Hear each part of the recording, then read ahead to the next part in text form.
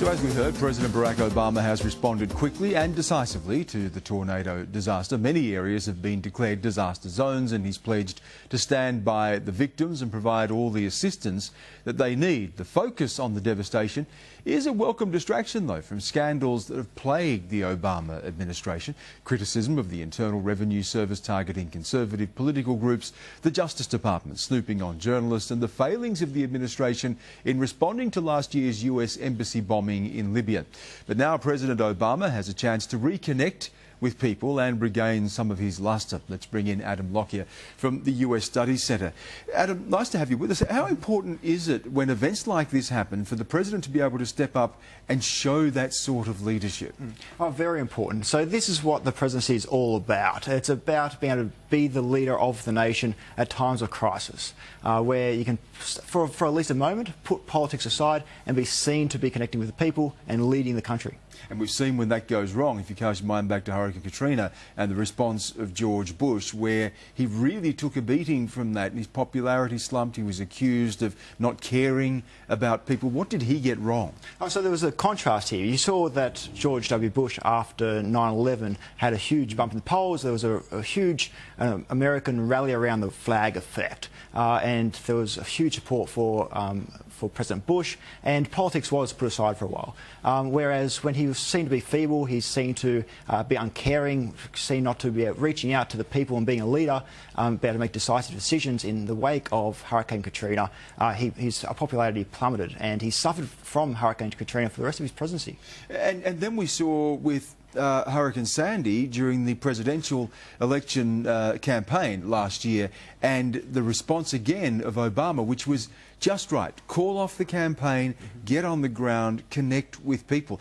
That really played a role in turning around what was looking like a very tight campaign. Oh, that's true. And this is where the power of the incumbency comes in as well, where you can afford to be presidential and appear to be presidential for a time. And you can, people expect you to put politics aside. It doesn't matter whether or not you're a Democrat or Republican. It matters that you're American, at least for a time. And this will give Obama some breathing room, but the scandals won't go away. The machinery of Congress is moving in such a way that this might give him a bit of breathing space, but the scandals are still going to be there when the hurricane, or the tornado, moves into next week. We'll talk about the scandals in just a moment, but what do people look for in a president at a time like this? If you say that they need to provide that leadership, this is what the president is there for. What do they expect of him? They expect a cool pair of hands, so and a cool mind to be able to make decisive decisions. So the president is there to reassure people, so that in their time of need, the government is going to be there. The president is the face of the government. So when young school children are learning about American government, before they know anything about Congress, they can draw the president. That is the face, the persona of the American government. And in their time of need, they want the government to be there. So they want the president to be on the TVs, to be reassuring that they're going to be there with money, with aid, with what they need. Now, Obama does that well. What he hasn't been doing well of late is the politics. Let's turn to some of these scandals that he's been plagued by, the inquiries into the role of the IRS, the Justice Department, the Benghazi investigation as to what happened there in Libya. What is he getting wrong there that he's getting so right elsewhere? Well, it's because the scandals are just soaking up the political oxygen. So they're not really a concern for the general public. If we're looking at Obama's popularity ratings, they're improving. And they seem to be improving along with the economy. So in terms of public opinion, the opinion on the street, all they care about is the economy. That's the main concern, and things seem to be improving there. The job market is slowly improving, house pricing bouncing back, the stock market is doing better, and people have their eyes on that, and Obama's popularity is slowly increasing in line with that. But that is not that's outside the Beltway. That's not how Washington works. That's not how Washington works. And you see that the three scandals are soaking up all the political oxygen within DC. So he's having trouble getting anything done, getting his agenda pushed through, because Congress is being so fascinated, and the media is so fascinated with these three different scandals. What does it say, too, about his administration? The buck stops with the President, regardless of what he might want to sort of, be able to pass off some of the responsibility, but ultimately it stops with him.